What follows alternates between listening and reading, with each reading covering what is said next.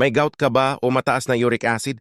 Ang intrafood supplements ay itinuturing na epektibo sa pamamahala ng mga antas ng uric acid dahil karaniwang naglalaman ito ng mga likas na sangkap na tumutulong sa pagbabawas ng pamamaga, pagpapabuti ng paggana ng bato at pagbabalanse ng mga proseso ng metabolismo. Bagaman maaaring magkaiba ang mga resulta sa bawat individual, narito ang ilang mga dahilan kung bakit ang intrafood supplement ay makakatulong sa pamamahala ng uric acid.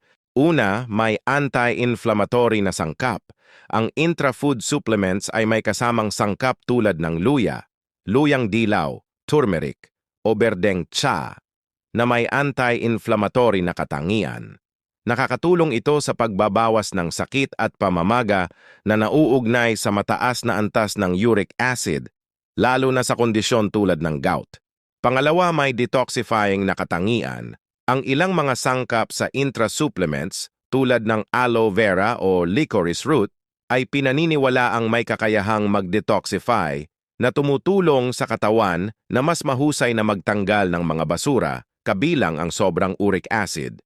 Pangatlo ay pagsuporta sa paggana ng bato. Ang malusog na paggana ng bato ay mahalaga sa wastong pag-aalis ng uric acid. Ang mga sangkap tulad ng dandelion o dahon ng nettle na karaniwang matatagpuan sa mga herbal supplements ay tradisyonal na kilala para sa pagsuporta sa kalusugan ng bato at pagpapabuti ng pag-aalis ng uric acid.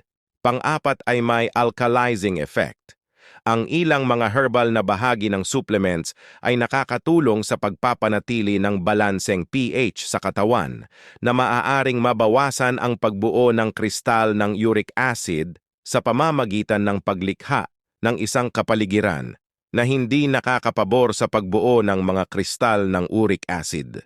Mahalagang tandaan na bagaman ang mga supplement tulad ng intra ay maaaring magbigay ng suporta, ito ay dapat gamitin kasabay ng iba pang paggamot at pagbabago sa dieta para sa mabisang pamamahala ng uric acid. Thank you for watching.